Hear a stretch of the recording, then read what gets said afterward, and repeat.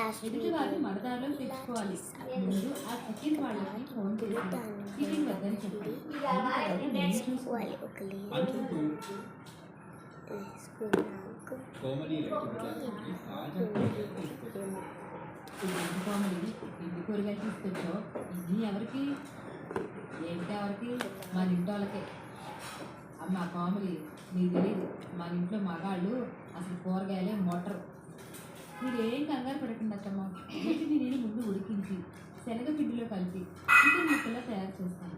వాడితో చేసిన బిర్యానీ తింటే వాళ్ళు చికెన్ మర్చిపోతారు అంటూ ఏదేదో చేసి మొత్తానికి కూరగాయలతోనే బిర్యానీ చేసేస్తుంది కోమలి. అద్భుతంగా ఉంది కోమలి, అచ్చు చికెన్ బిర్యానీ లాగే ఉంది. ఇంతలో దుకాణానికి వెళ్ళిన మగవారంటే ఇంటికొస్తారు. కోమలి చేసిన చికెన్ బిర్యానీ వాళ్ళు చాలా ఇష్టంగా తింటారు.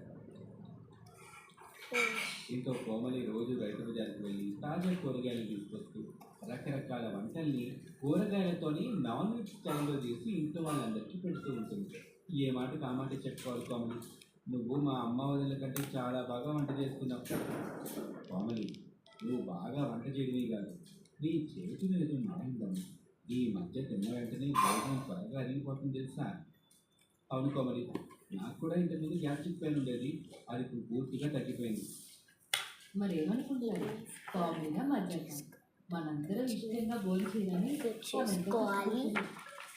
ఇలా కొన్ని రోజులు ఒకరోజు కోమలి రైతు బజార్లో కూరగాయలు కొని ఇంటికి తిరిగి వస్తూ ఉంటుంది. ఏదో పనుండి రామారావు అతని ఇద్దరు కొడుకులు త్వరగా ఇంటికి వచ్చేస్తారు. ఏంటమ్మా కోమలి, అన్ని కూరగాయలు వచ్చాయి, మన ఇంట్లో అవన్నీ ఎవరు తింటారు? అవును, నువ్వు కూడా ఎలాగో మాలాగే నాన్ వెజ్ తింటాం అలవాటు చేసుకున్నావు కదా, ఈ కూరగాయలన్నీ ఎక్కువ. మామయ్య, ఈ ముగ్గురు దగ్గర నేను ఒక రహస్యాన్ని దాచాను. ఇన్నాళ్ళుగా మనం తింటున్నది నాన్ వెజ్ భోజనం కాదు, ఈ తాజా కూరగాయల్ని నేను రకరకాలుగా కట్ చేసి నాన్ వెజ్ కూరలు తయారు చేస్తున్నాను అంతే.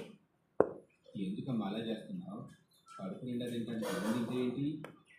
ఏది పడితే తినకూడదు మామయ్య, మీరే అన్నారు కదా నేను వండిన వంటలు తిన్నప్పటి నుండి త్వరగా అరుగుతుంది అని.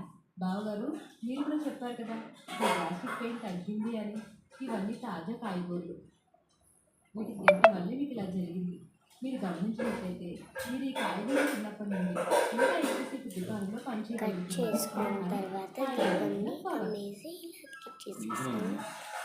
మీ అత్త మీ తోడుకోవడం మమ్మల్ని మార్చడానికి ఎంతో ప్రయత్నించారు, కానీ అది మాత్రం తెలివిగా మమ్మల్ని మార్చింది. 3 పాలు రుచిగా ఉంటే ఏ విధంగా తింటామో రుచిగా ఉండటం మాత్రం కావాలి.